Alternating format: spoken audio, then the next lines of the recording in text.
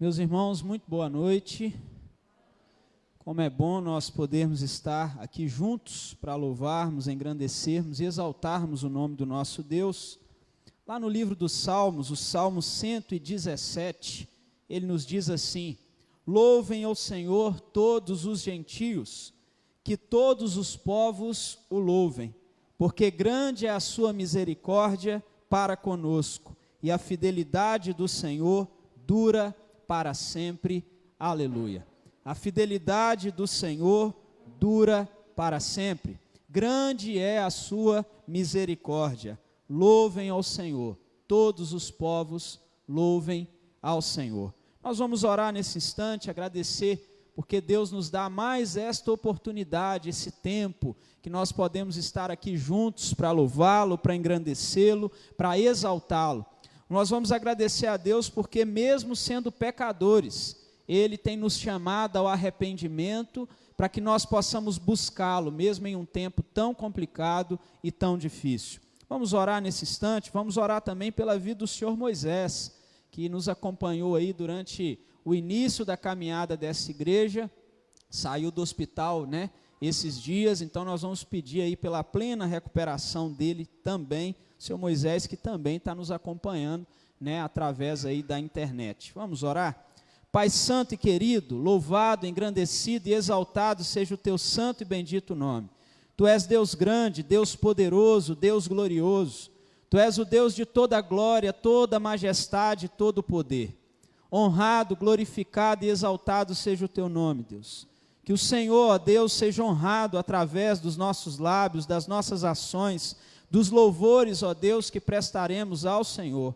Que o nosso coração, que as palavras dos nossos lábios e o meditar do nosso coração sejam agradáveis na tua presença, pois tu és Deus grande, tu és Deus temível, tu és Deus de poder, Deus de glória, Deus de honra, Deus de misericórdia, um Deus que nos governa e governa todo o universo.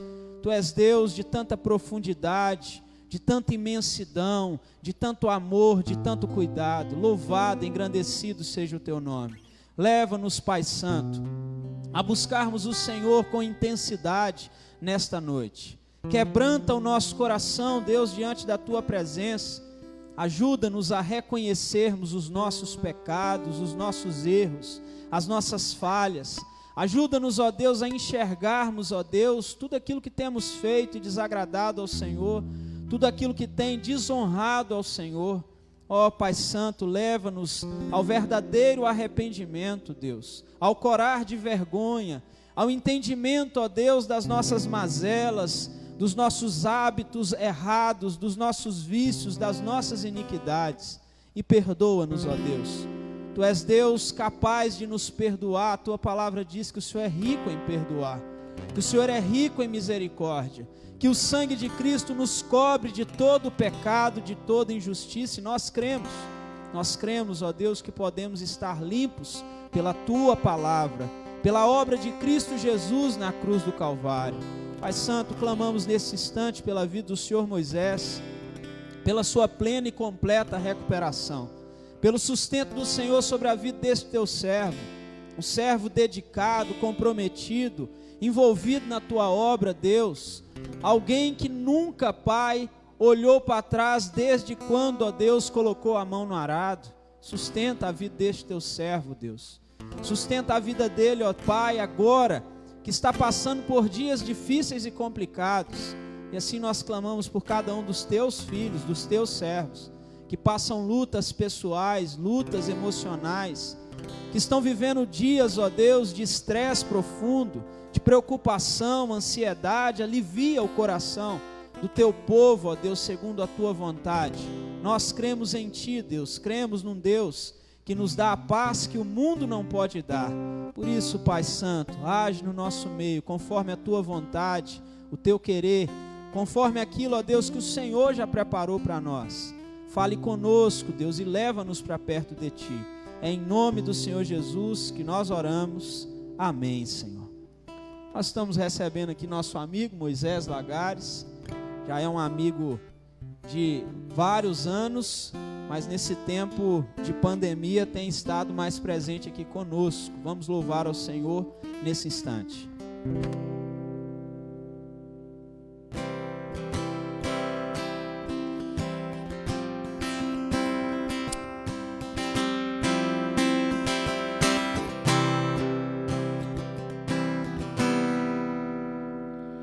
Nada nos separará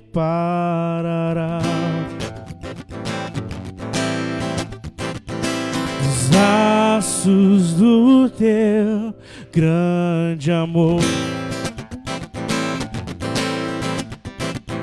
De longe ouvimos o amor que chama, paixão profunda, bondade e graça se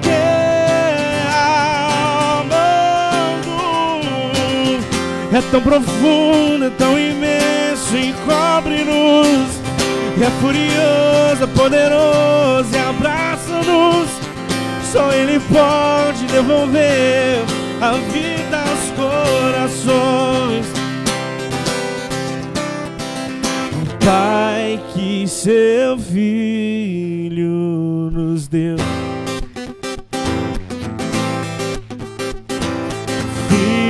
que por todos morreu, e em nós derrama amor e graça, e nos convida à sua mesa, nos alcançando. É tão profundo, é tão imenso, encobre-nos. É furioso, poderoso e abraça-nos.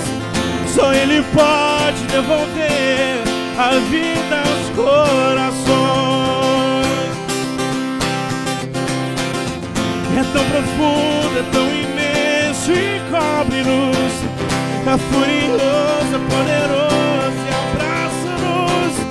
Só Ele pode devolver a vida aos corações.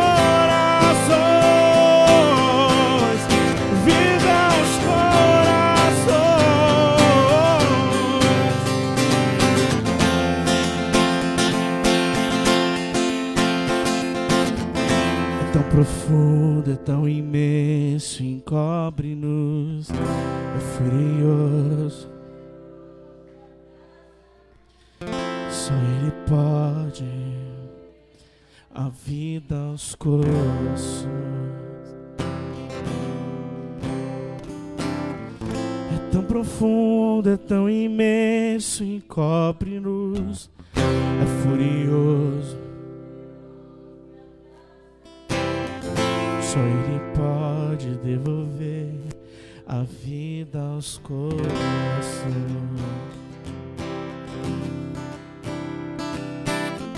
É tão profundo, é tão imenso, encobre-nos.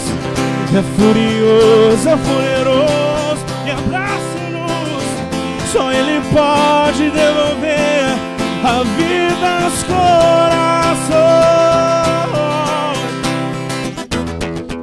É tão profundo, é tão imenso, encobre-nos. É furioso, é poderoso e abraça-nos. Só Ele pode devolver a vida aos corações.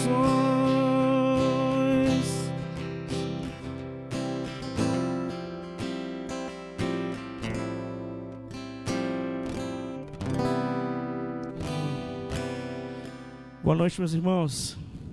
A graça e a paz do nosso Senhor Jesus, amém? Nós estaremos continuando, louvando e agradecendo o nome do Senhor. Sabe, meus irmãos, os irmãos já me conhecem bem. Eu não sou de falar nenhuma frase de efeito e nada para motivar você a cantar. Nós estamos cientes de que o Senhor está neste lugar. E se isso não motivar o seu coração, não vai ser a minha palavra que vai fazer isso. Então abra o seu coração nessa noite. Nós vivemos em tempos difíceis, mas ainda assim o Senhor Ele está do nosso lado. Eu creio que, eu não sei a realidade da igreja, eu não sei se alguém aqui já foi, ou se alguém já perdeu algum ente querido, mas nós estamos vendo a boa e poderosa mão do Senhor a todo tempo ao nosso lado. O Senhor tem nos sustentado e Ele vai continuar nos sustentando. Então vamos continuar louvando ao Senhor com alegria, porque Ele é digno de receber toda a honra, toda a glória, todo o louvor. E embora isso que eu falei aqui normalmente é utilizado como uma frase de efeito para te motivar, mas eu estou te lembrando: alce a sua voz o mais alto que você puder, não por mim, não por quem está do seu lado, mas sim você e Deus neste lugar, amém?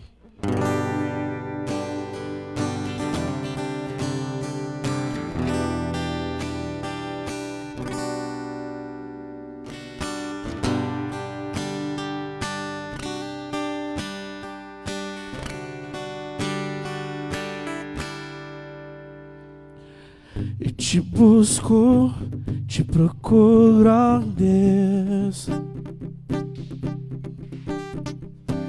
no silêncio tu estás.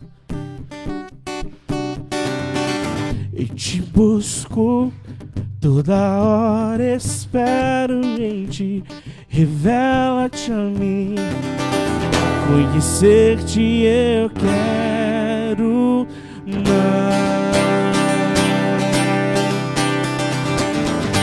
Senhor, te quero ouvir tua voz. Senhor, te quero mais.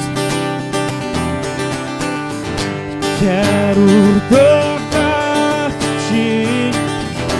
tua face eu quero ver. Senhor, te quero mais. Prosseguindo para o qual eu vou, a coroa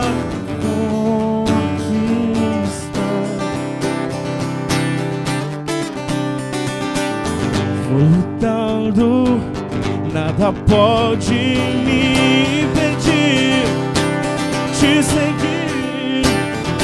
Conhecer-te eu quero mais.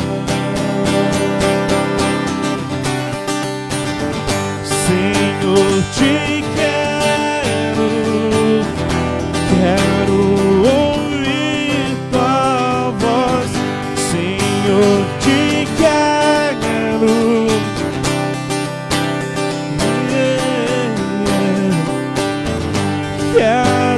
tocar-te, tua face eu quero ver. Senhor, te quero.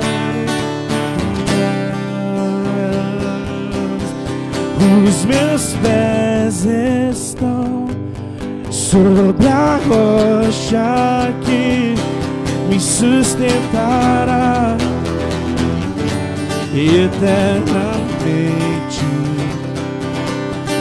Não vacilarei, sempre te honrarei. Confio em ti e sempre confiarei.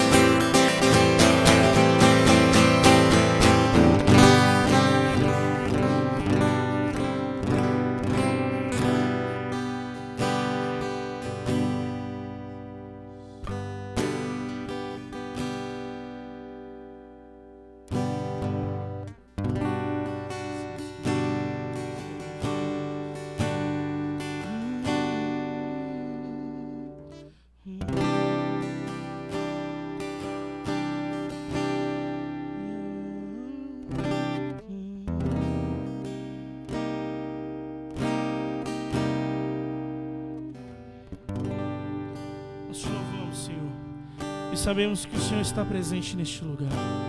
E somente o Senhor é merecedor de honra, glória e todo louvor. E o Senhor é quem nos tem nos sustentados, ó Deus, nesses dias de luta. Por isso nós louvamos o Senhor.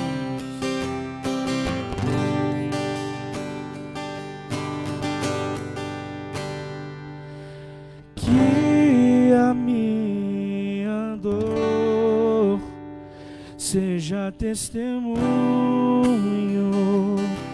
para quem chora também, para que vejam teu amor no meio do vento forte.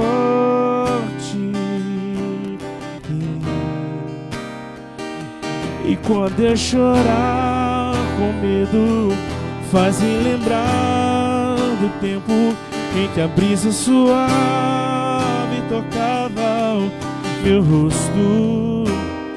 Esperança refaz de novo como aquele rio morto, e as suas torrentes renovam o leito. Firma meus passos neste vale escuro, nele eu vou seguir seguro, pois no final eu sei guiar águas tranquilas, e mesmo com dor eu sigo, pois se eu parar corro o perigo de chegar os atalhos que irão me afastar do refrigério que tens para minha alma alcançar.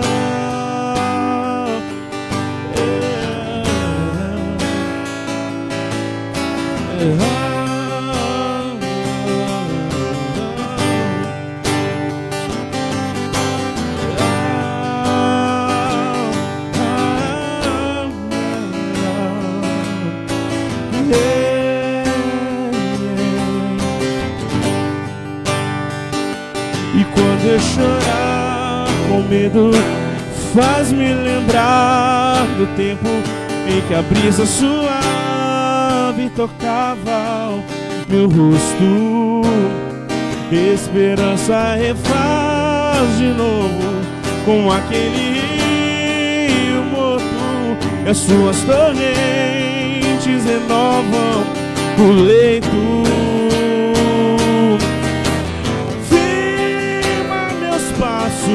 Neste vale escuro, nele eu vou seguir seguro, pois no final eu sei que há águas tranquilas, e mesmo com dor eu sigo, pois se eu parar corro o perigo de chegar os atalhos que irão me afastar do refrigério que tens para minha alma alcançar.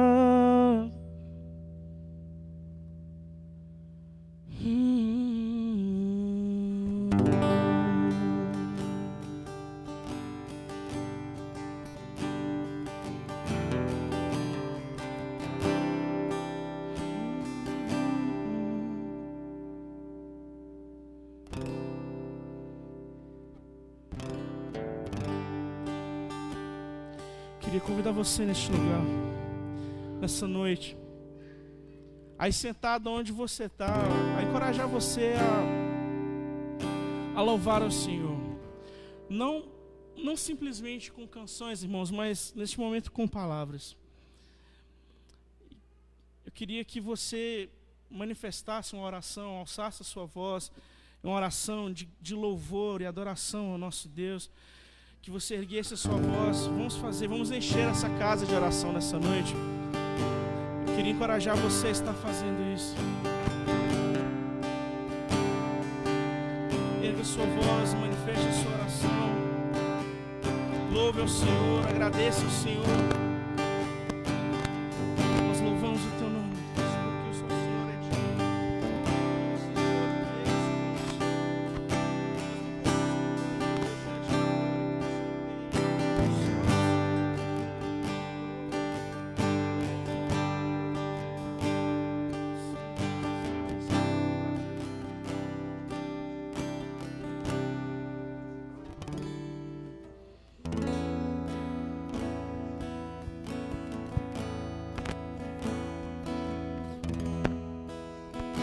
Louvado seja o Senhor.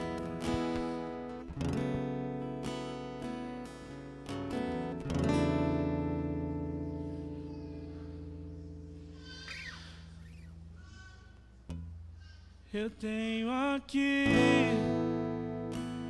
nas minhas mãos tudo que sou e tenho, e venho aqui entregar a ti com todo o meu amor.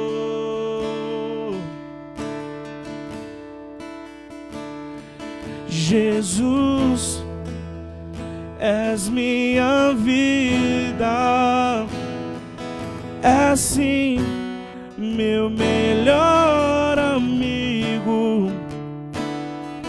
És Deus e tens todo o poder, Senhor da minha vida.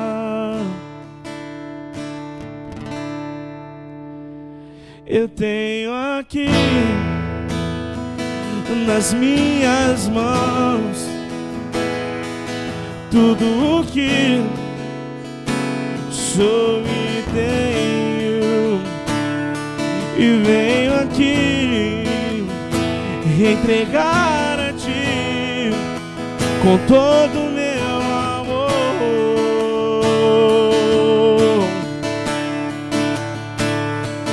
Jesus, és minha vida, és sim meu melhor amigo.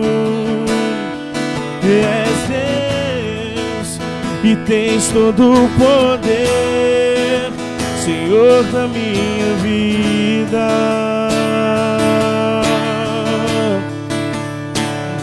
E Jesus, és minha vida, és sim meu melhor amigo. És Deus e tens todo o poder, Senhor da minha vida.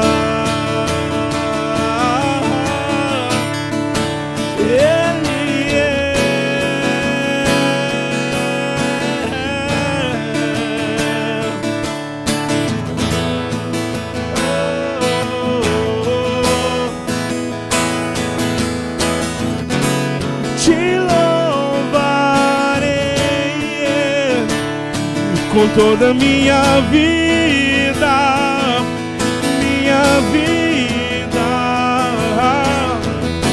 e te adorarei por toda a minha vida,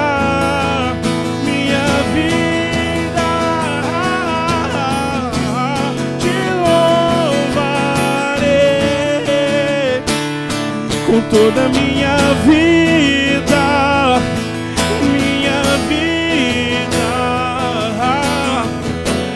te adorarei por toda a minha vida,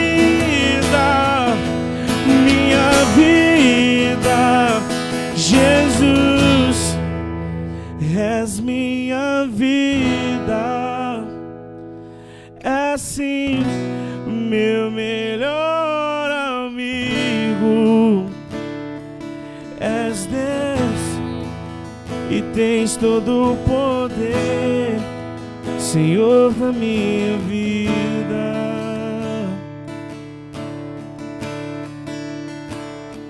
Jesus, minha vida, é sim meu melhor amigo. És Deus e tens todo o poder, Senhor da minha vida.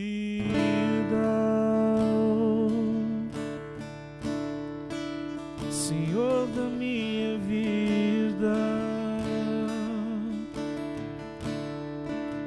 Senhor da minha vida.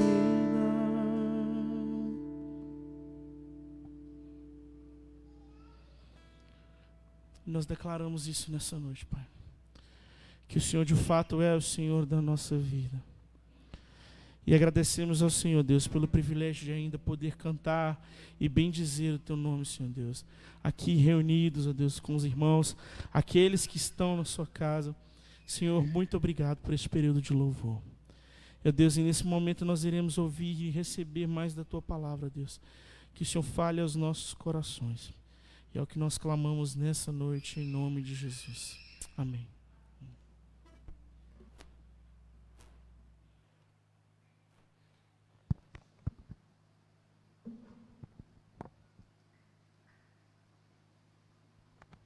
Meus irmãos, gostaria de convidá-los a abrir sua Bíblia, livro de Isaías 65, livro do profeta Isaías, capítulo 65.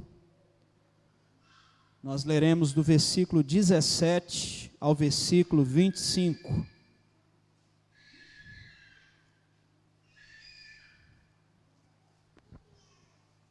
Isaías 65, de 17 a 25.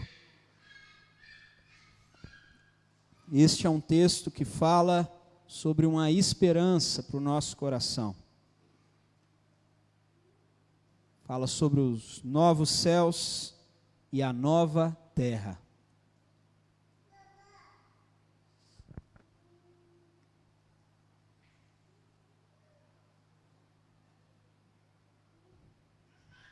A palavra de Deus nos diz assim: pois eis que eu crio novos céus e nova terra. E então há uma explicação sobre o que é o novos céus e a nova terra, ponto e vírgula. E não haverá lembrança das coisas passadas, jamais haverá memória delas. Exultem e alegrem-se para sempre no que eu crio, porque eis que crio para Jerusalém alegria, e para o seu povo exultação. Eu me alegrarei por causa de Jerusalém, e exultarei no meu povo, e nunca mais se ouvirá nela nem voz de choro, nem voz de clamor. Não haverá mais nela criança que viva somente alguns dias, nem velho que não complete os seus dias. Porque morrer aos 100 anos será morrer ainda jovem, e quem pecar só aos 100 anos será amaldiçoado. Eles construirão casas e nelas habitarão. Plantarão vinhas e comerão o seu fruto. Não construirão para que outros habitem, nem plantarão para que outros comam. Porque a longevidade do meu povo será como da árvore, e os meus eleitos desfrutarão ao máximo as obras das suas próprias mãos. Não farão o seu trabalho em vão, nem irão gerar filhos para a calamidade, porque são a descendência dos benditos do Senhor, e os seus filhos estarão com eles. Antes mesmo que clamem, eu responderei. Estarão eles ainda falando, eu os ouvirei. O lobo e o cordeiro pastarão juntos, o leão comerá palha como boi, pó será a comida da serpente.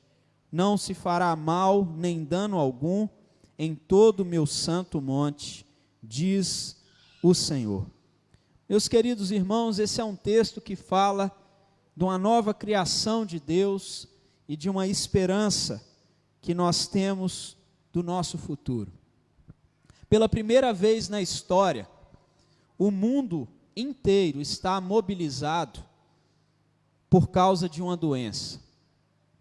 Em outras ocasiões, você encontrou um país somente ou uma região sendo mobilizado para combater o avanço de uma enfermidade. Na década de 70, por exemplo, a meningite atingiu níveis alarmantes no Brasil. E em pouco tempo, você viu uma campanha de vacinação que foi realizada em nosso país para vacinar 10 milhões de pessoas em apenas 4 dias.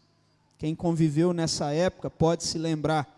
O país inteiro se mobilizou por causa desse surto de meningite, mas o movimento foi limitado a um só país. Na África, mais de uma vez, houve movimentação de diferentes nações por causa do vírus Ebola. E se nós olharmos bem, em 2014, vários países africanos tiveram essa ajuda de outros continentes e fizeram um grande esforço para evitar a propagação desse vírus, mas ainda assim foi algo limitado a apenas àquela região. Neste ano, por causa do coronavírus, países de todos os continentes estão tomando medidas. E você já sabe disso. Fechamento de fronteiras, suspensão de atividades escolares, suspensão do comércio, adiamento e suspensão de celebrações, de eventos religiosos, suspensão de competições esportivas, espetáculos culturais, tudo, confinamento de pessoas dentro de suas casas. E as reações são e vão das mais variadas. Quais são elas? Espanto, medo, desespero, ansiedade, preocupação. Ainda ontem, alguém me disse o seguinte: o mundo está estranho. Está tudo estranho ao nosso redor.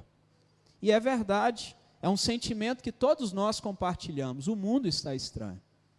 E não está estranho só para uma pessoa, está estranho para todos nós. Muitos nesse tempo perguntam: onde está Deus?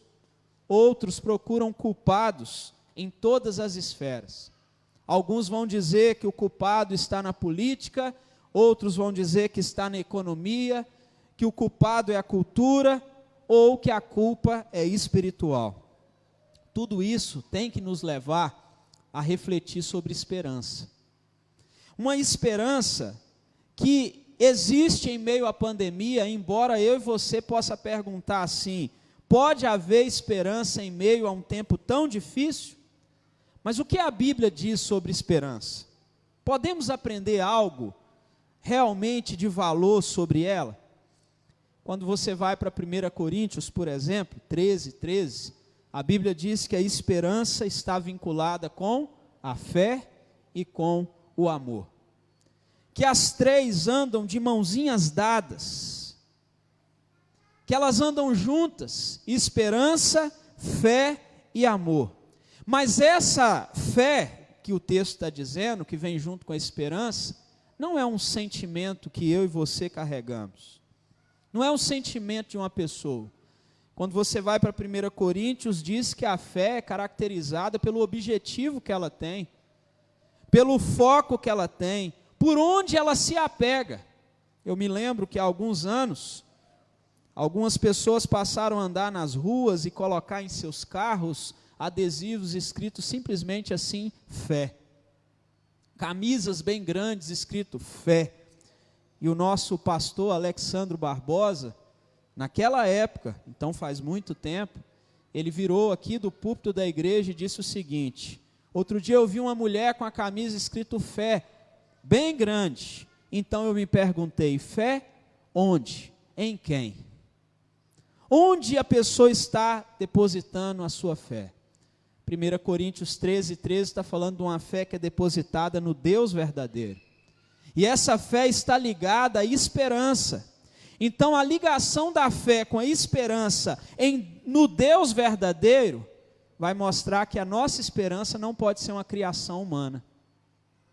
Não pode ser esperança que se aloja, ou que se fortifica, ou que se firma numa conta bancária recheada.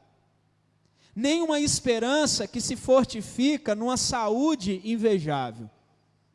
Nem uma esperança que fica pautada em cima de um sistema imunológico forte. E nem em cima da minha melhor alimentação. Essa esperança, ela não é criação da mente humana. Porque muitas vezes a gente tem esperança em muitas coisas, mas não em Deus.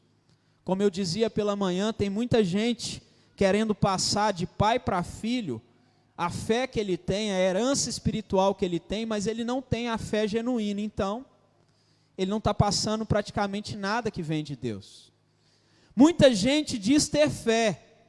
A fé verdadeira coloca a esperança em Deus, nas promessas de Deus e não no ser humano.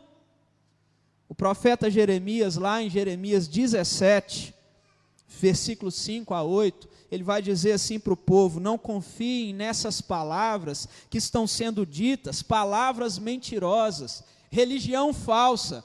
E ele então diz assim: nós estamos seguros, este é o templo do Senhor, este é o templo do Senhor, este é o templo do Senhor. O que Jeremias está dizendo é que não é um templo, não é uma religiosidade, não é a religião que pode trazer segurança para nós. Tem muita gente vivendo dentro da casa, ou da igreja, ou em qualquer lugar que ele vai, uma religião falsificada. Ele se firma no presbiterianismo, no calvinismo, no arminianismo, mas ele não se firma em Jesus, que é a esperança. Ele sabe debater todos os temas teológicos que existem, ele sabe defender do início ao fim a igreja a qual ele faz parte, mas ele não sabe dizer sobre ter esperança em Cristo. Ele se firma só nisso. Então, quando nós olhamos para a esperança, onde você coloca a sua esperança? Em bons pastores? Numa boa visão doutrinária? Numa igreja histórica? Se você se firmar numa igreja histórica, mas não se firmar no Cristo histórico, no Cristo que veio a este mundo, de nada adiantará. Não é o templo, não é a religião, nada disso pode nos trazer segurança. Não é porque você vem à igreja de domingo a domingo, segunda, terça, quarta, quinta, sexta, que você estará seguro. Somente Deus traz segurança. Nenhum remédio, nenhum médico, nenhuma cirurgia, nenhuma intervenção da medicina, nada disso pode nos fundamentar em segurança. Pode ser o melhor médico do mundo e de repente ele diga para você assim: olha, você está muito bem, na verdade você está livre dessa doença. Mas quem diz ou fala para nós se nós teremos esperança de viver o próximo dia é somente Deus. Pessoas saudáveis vão embora, porque chega o tempo. A esperança, ela é também paradoxal. Ela é muitas vezes inexplicável, porque diz a Bíblia que assim como o Covid-19, ainda há pouco, quando nós estávamos no início do culto, uma irmã disse para mim assim: onde está o vírus? Eu falei: ele é invisível, assim como a esperança. Você não a vê, ela está projetada para o futuro. Você não consegue pegá-la, mas ainda assim, em Cristo Jesus, nós temos esperança. Nós podemos nos fundamentar nela. Romanos 6, 24 vai nos dizer: pois foi por meio de esperança que fomos salvos. Não foi por outro meio. Então é para isso que mais ainda nós temos esperança. Porque nós esperamos não aquilo que estamos vendo, aquilo que nós não enxergamos, que nós não apalpamos. Como diz Hebreus 11, versículo 1, a fé é a certeza daquilo que vamos receber. Você não recebeu ainda. A fé é a esperança de coisas que esperamos, mas que ainda não chegaram. A prova de coisas que existem que nós não podemos ver. Você não pode ver, mas é assim que a esperança funciona, porque ela não se firma numa notícia que chega até nós pelo celular de que uma vacina já está pronta. E os próprios cientistas e médicos têm dito, uma vacina não vai resolver. Porque nós nos firmamos, ou devemos nos firmar, nas promessas de Deus. Isso não quer dizer que aquilo que muitos chamam de esperança como ópio do povo é algo perdido. Algumas pessoas se apegam a esperanças mortas, mas ainda assim, de algum modo, parece funcionar, mas só funciona durante algum tempo.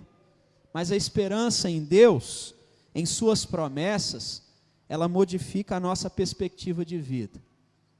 Você consegue olhar para um tempo tão difícil, tão complicado, um tempo onde parece que tudo está fora do normal, e você consegue agir de maneira e perspectiva, olhando para um futuro que só Deus dá. Então, quando nós olhamos para a Bíblia, essa esperança, essa fé está ligada a um amor, e esse amor que Coríntios vai dizer para nós, não está falando sobre um outro amor a não ser a caridade. Quando nós temos esperança em Deus de forma certa, os medos são abandonados e as obras de amor, elas são realizadas. Você consegue se movimentar, ajudar pessoas, porque o amor te movimenta. E você então faz muitas ações no meio de um tempo de pandemia, não pensando só em si mesmo, mas crendo nas promessas de Deus. Ainda que a situação seja muito dura ou muito simples, nossa relação com o futuro e com a eternidade não se modifica. A nossa esperança está em Deus.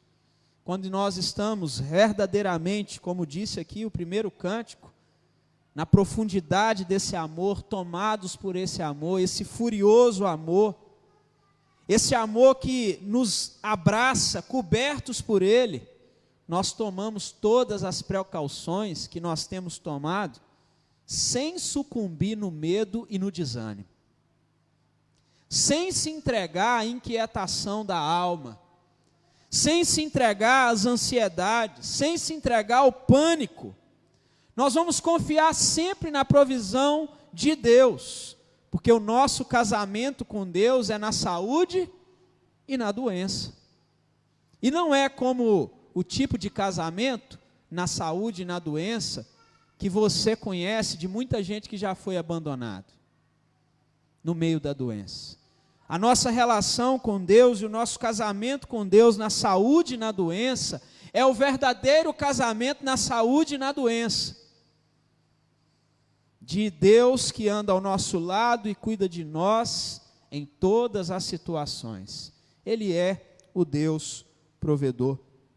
Outro dia eu conversava com um vizinho meu, que conversava comigo, ele tomou um tropeção dentro da loja dele, e eu falei, cuidado, hein? Aí ele é uma pessoa mais velha, já passou de 60 anos, então ele repetiu aquela frase que muita gente brinca, dizendo que pessoa mais velha não pode só duas coisas, né? É queda e diarreia, mas ninguém usa a palavra diarreia no momento. Fala que isso é que mata as pessoas mais velhas. Aí ele falou, eu não posso cair mesmo não, por causa da minha idade. Então, rapidamente, ele passou um histórico da vida da esposa dele, que teve uma queda, há 20 anos. E muitas pessoas disseram para ele assim, vem embora, vem para os Estados Unidos, daqui você vai ganhar dinheiro, vai mandar dinheiro para uma enfermeira, uma cuidadora ficar com a sua esposa. E ele então olhou para mim e disse assim, e as promessas que eu fiz no casamento? Na saúde e na doença. 20 anos cuidando da esposa. Desde os 48 anos de idade. Já pensou? Mas o casamento nosso com Deus vai muito além dessa doença. Deus não cuida de nós só 20 anos. Deus cuida de nós a vida toda. Melhor do que o bom samaritano, melhor do que qualquer outra pessoa, Deus cuida de nós. Essa precisa ser a nossa verdadeira esperança. E a esperança unida à fé, unida ao amor, ela modifica a nossa perspectiva de vida. Talvez no meio desse tempo, você vibrou, quando nós dissemos aqui, coragem. Mas você precisa vibrar quando nós dizemos assim, tem esperança. Não uma esperança morta, como o mundo muitas vezes tem dito, aquela esperança que passa rapidamente dizendo assim, calma, tudo vai passar, em breve as coisas vão voltar para o lugar. Não, uma esperança que mesmo que as coisas não voltem para o lugar, Deus está conosco.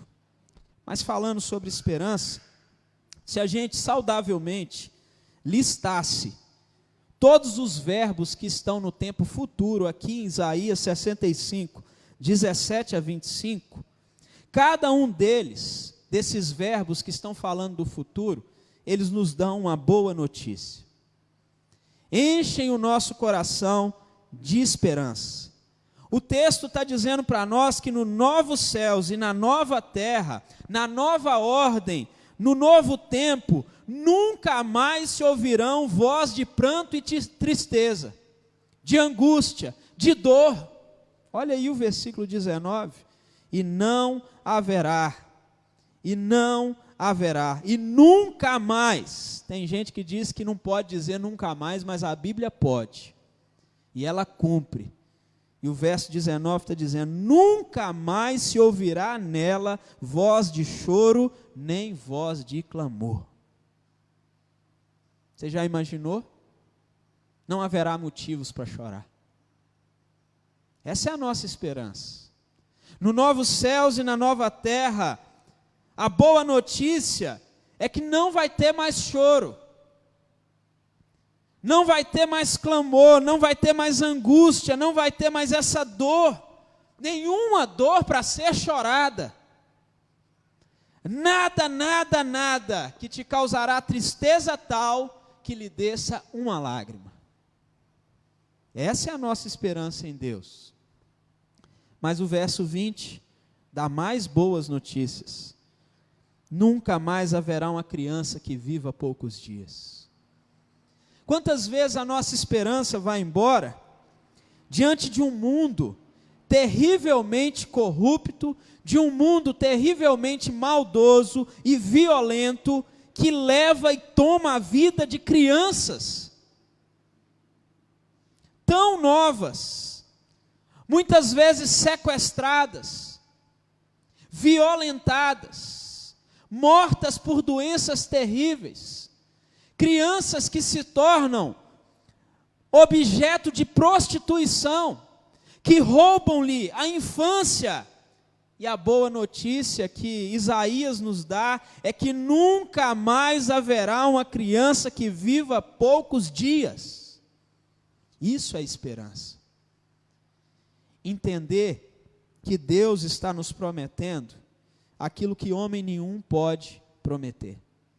Às vezes as pessoas dizem assim, nunca mais eu passo naquela rua, nunca mais eu vou à casa de fulano, nunca mais eu converso com fulano de tal. Aí alguém sempre do lado diz assim, nunca diga nunca, mas Deus pode dizer nunca. E ai de você de dizer para Deus que Ele não pode dizer nunca, porque Ele está dizendo, nunca mais haverá, nem choro, nem clamor, nem criança que viva poucos dias. Verso 21, eles construirão casas e nelas habitarão, plantarão vinhas e comerão o seu fruto. Boas notícias. Quantas vezes as pessoas que constroem as casas não são os que moram nelas, constroem para outros. Quantas vezes você ouviu um pai e uma mãe dizendo assim, eu estou construindo para os meus filhos, e às vezes nem chega a terceira geração que foi construído. Na primeira oportunidade, quando o pai ou a mãe vem a faltar, os filhos descem o pau em tudo aquilo e dividem. tudo que foi construído com muito suor, pelo pai, pela mãe, tudo que foi carregado, cada grão de areia carregado na lata, no carrinho de mão, cada suor que foi gasto na construção daquela casa, de repente, aqueles que deveriam habitar não habitam e não tem valor nenhum, mas neste novo tempo não. Construirão casas e nelas habitarão, plantarão vinhas e comerão o seu fruto. Todos os verbos usados nesse trecho da palavra estão no futuro. Todos verbos de esperança. Verbos que nos ajudam a entender e desafiados a viver a bonita, vamos dizer assim, mas difícil arte da alegria antecipada. Você já conseguiu ter alegria antecipada? Alegrar-se com promessas de eventos certos e confiáveis, cujo cumprimento dessas promessas ou desses eventos não são agora. Eu vou te dar talvez um exemplo, principalmente para quem é mãe, apesar de hoje ser o dia dos pais, mas para quem é mãe isso talvez vai fazer mais sentido do que para os pais. A maioria das mulheres, quando engravidam, durante toda a gravidez, tem muitos desconfortos. Pelo menos é o que eu acompanhei na minha casa. Desconforto para dormir, virar, velocidade para andar, o peso na barriga, os chutes, que tanta gente fica assim, chuta, chuta, chuta, mas não sabe o que é que a mãe passa. Ser chutado por fora já não é bom, imagine por dentro. É só para você imaginar. São muitos desconfortos. O modo como se alimentava já não é daquele mesmo jeito. Talvez uma comida que caía muito bem, não cai bem agora. O cheiro da comida não faz tão bem. Mas essa mãe, principalmente se ela desejou de alguma forma muito e muito e muito ser mãe, se ela quis muito ser mãe, se esta é uma expectativa que ela criou a vida toda, sabe o que acontece? Essa mãe, ela passa todo esse período difícil da gravidez com a arte da alegria de algo que ainda não se cumpriu, que vai se cumprir, porque ela está com a expectativa de alguém que vai nascer. Alguém muito esperado. O novo céus e a nova terra é como o nascimento de uma criança. Você cria muita expectativa, mas a gente tem que passar por essas dores. Como a Bíblia diz que a terra geme como dores de parto, aguardando o retorno do nosso Senhor. O verso 18 vai dizer para nós: exultem e alegrem-se para sempre no que eu crio. Deus está dizendo: olha, vocês podem se alegrar antecipadamente, vocês podem se regozijar, exultar naquilo que eu vou criar, não no que eu criei, mas naquilo que eu vou criar. E é interessantíssimo você notar isso, porque entre a promessa e o evento, pode ter um intervalo muito pequeno e um intervalo muito grande. Por exemplo, a mulher para receber um filho, é quanto tempo? Geralmente 9 meses. 42 semanas. Alguns chegam um pouquinho mais cedo, como o Liz chegou lá em casa. Mas entre o cumprimento de uma promessa, o evento acontecendo, e pode ter um intervalo curtinho, mas pode ter um intervalo grande. Há pessoas que são curadas de hoje para amanhã. Há gente que passa anos se tratando. Há pessoas que mudam de vida da água para o vinho. Mas há pessoas que passam a vida toda passando por um filtro, bem devagar, igual aquele filtro de barro. saindo de água que não está purificada para água purificada. Entre a promessa de uma descendência tão numerosa como o pó da terra, que foi feita a Abraão, e o nascimento do primeiro filho, houve um espaço de quanto tempo? 25 anos. A promessa de que Deus daria um filho a Abraão, o tempo em que Isaac chegou, 25 anos. Porém, entre a promessa do túmulo vazio e a ressurreição do Senhor Jesus, não chegou a 3 dias inteiros. Então veio a ressurreição. Entre a promessa do derramamento do Espírito Santo, que você vê lá em João 14,16, e o cumprimento dessa promessa, o Pentecostes, lá em Atos 2, 1 a 4, foram 50 dias. Já a promessa da segunda vinda de Cristo, feita há quase ou há mais de 2000 anos, lá em Atos 1, 11, ainda não se concretizou. Existem promessas de Deus que têm um tempo curto, e existem promessas de Deus que têm um tempo longo, mas a nossa esperança precisa continuar inabalável. Uma das promessas de Deus a se cumprir ainda é o novos céus e a nova terra. E esse texto diz, versículo 23, que não farão o seu trabalho em vão, e nós não iremos gerar filhos para a infelicidade. Quantos casais novos do nosso tempo estão com medo de gerar filhos para a infelicidade? Estão com medo de gerar filhos, em outra tradução, diria, para a desgraça. Em outra, para a catástrofe. Quantos pais estão com medo de que os filhos nasçam e sofram no mundo que a gente vive?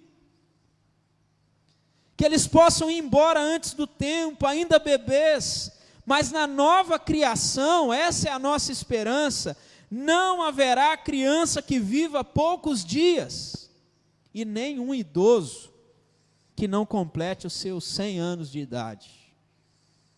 E versículo 20 ainda diz o seguinte: e se alguém morrer aos 100 anos, será ainda jovem. Essa precisa ser a nossa expectativa do novos céus e da nova terra. E como então nos alegrar de forma antecipada? Em circunstâncias futuras e não em circunstâncias presentes. Como conseguir enxergar que Deus está cuidando de mim e já providenciou a minha bênção, o cumprimento da promessa, o cuidado dele sobre a minha vida? Como eu e você podemos depositar e ter hoje, no meio da pandemia, uma alegria no futuro daquilo que Deus vai fazer? Somente enxergando os fatos que já passaram.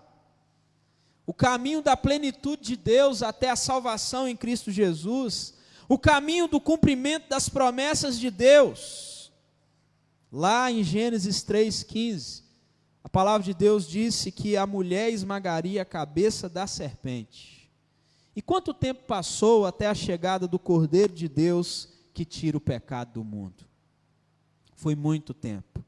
E também, quanto tempo ainda falta para aquele dia de louvor universal, onde diz as Escrituras, Filipenses 2,10, que todo joelho se dobrará ao nome do Senhor Jesus Cristo. Eu não sei quanto tempo falta, mas eu sei que a nossa esperança deve estar depositada em Deus. Eu não estou dizendo que nós, crentes, devemos abandonar o nosso semblante triste de repente e abrir um largo sorriso. Mas eu estou dizendo que o que Jesus já fez por nós quando estava em carne, o que Jesus fez por nós sendo crucificado como oferta pelo nosso pecado, o que Jesus fez por nós em sua ressurreição, o que Jesus está fazendo por nós colocando os seus pés sobre todo o domínio, autoridade, poder de pessoas e forças que se opõem a Ele. E o que Jesus fará por nós na segunda vez, onde Ele virá cheio de poder e muita glória, precisa gerar alegria no nosso coração. A nossa alegria pode ser muito e deve ser muito além de encontrar a cura para uma doença, ou de ter uma vida saudável, ou de ter a realização de todos os nossos sonhos e planos, ou de chegar ao mais alto grau profissional. Mas a nossa esperança está em Jesus, naquilo que Ele já fez. Quer isso desça na sua garganta de forma tranquila, ou quer isso desça, ou tenha que descer forçado, goela abaixo, não existe outro caminho da esperança a não ser Jesus. E Ele precisa gerar constante alegria no nosso coração, mesmo em meio de dores, de lutas, de enfermidades e de circunstâncias tão difíceis. E é disso que o apóstolo Paulo fala em Romanos 12:12, alegrem-se na esperança. Se você não tem onde se alegrar no tempo em que nós estamos vivendo, se você não consegue encontrar motivação na sua própria vida, e eu quero te dizer que você não vai realmente encontrar motivação na sua própria vida. O seu casamento, a sua família, os seus filhos, o seu trabalho, sua realização profissional, os seus planos, nada disso pode trazer a alegria que a esperança em Jesus traz. Talvez, durante um bom tempo, eu e você tentamos substituir o Senhor Jesus Cristo. Colocar no lugar dele a nossa vida profissional, as nossas realizações pessoais, colocar no lugar de Jesus o nosso casamento. Quantas mulheres tentaram colocar o marido na posição do Senhor Jesus Cristo, ou maridos colocaram as esposas, ou mães e pais colocaram filhos. Tem gente que o tempo todo está dizendo, eu só vou me alegrar quando Deus me der uma família, quando eu casar, quando eu me formar, quando eu tiver um filho. Se você não se alegrar no Senhor Jesus Cristo, não é uma família, não será um filho, não será a profissão que vai trazer isso para a sua vida. Você já notou? No tempo em que nós estamos vivendo, tem muita gente caindo em depressão, estresse e angústia. E não é porque tem que ficar dentro de casa, é porque ele descobre que dentro de casa não há esperança, mas em Jesus há. E numa família que tem Jesus, tem esperança. Muita gente tem se desesperado nesse tempo, não é porque o ponto de comércio dele teve que fechar as portas, nem porque ele não conseguirá mais vender para as pessoas. Tem muita gente se desesperando, grave bem isso, é porque ele descobriu que aquilo que ele vende para as pessoas não é essencial, não preenche a vida delas, não é aquilo que as pessoas precisam para viver.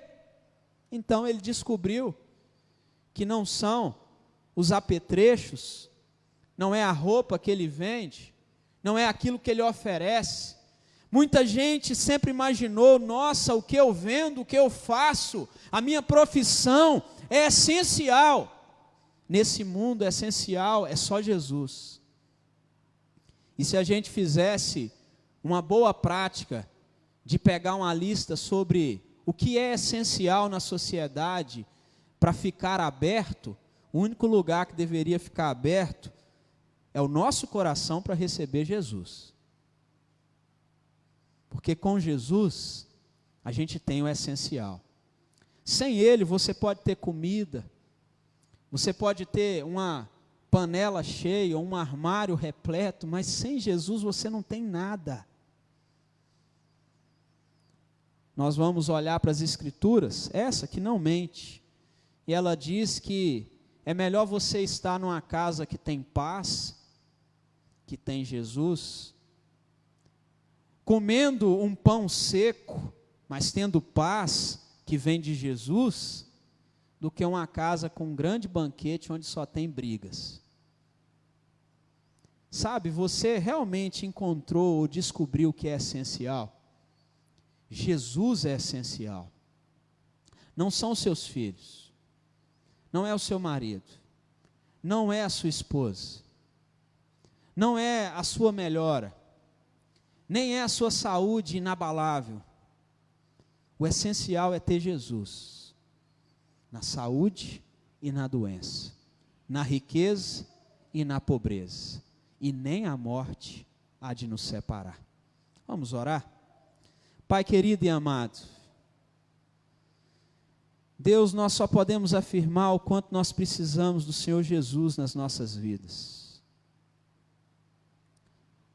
Num país, ó Deus, e numa cidade em que nós estamos, em que todo mundo tem dito, o que é essencial?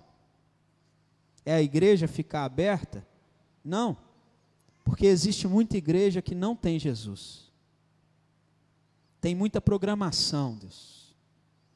Tem muito recurso.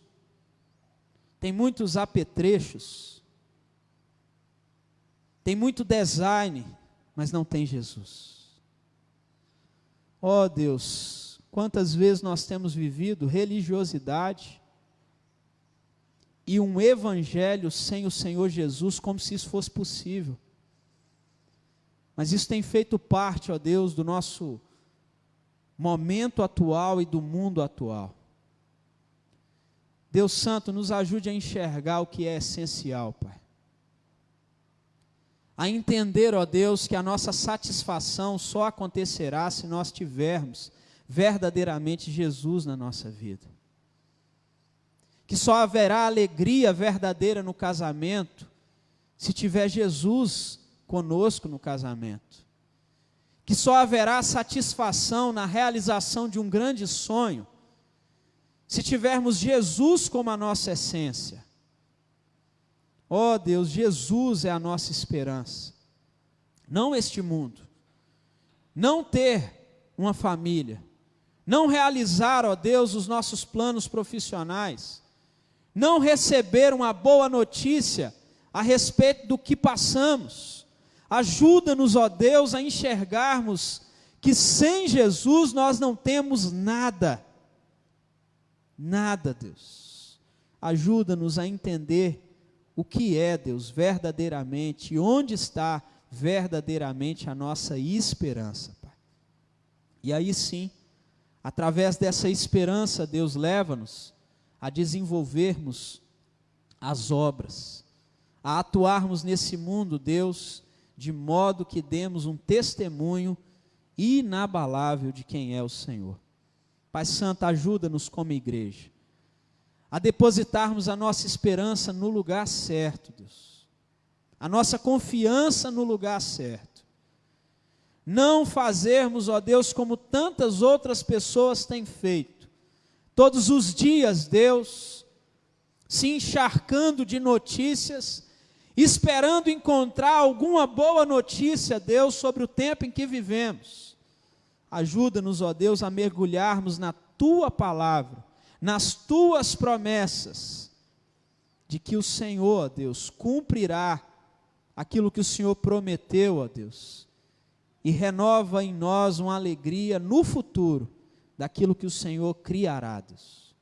Ajuda-nos, Pai, pois nós somos, ó Deus, difíceis de compreender, difíceis, ó Deus, de praticar a Tua palavra, mas leva-nos, ó Deus, e conduza-nos a termos esperança em Ti, confiança em Ti, a entender, ó Deus, as Tuas promessas, e nos alegrar nela, hoje, agora, ainda, Deus, que sejam promessas futuras. É em nome do Senhor Jesus que nós oramos, e que a graça do nosso Senhor e Salvador Jesus Cristo, o amor de Deus, o nosso Pai, a consolação e a comunhão do Espírito Santo do Senhor, repouse sobre vós, povo de Deus, e sobre todo o povo de Deus, espalhado pela face da terra, agora e pelos séculos dos séculos. Amém. Deus continue abençoando a sua vida, e lhe dê uma semana ainda mais abençoada. Até mais.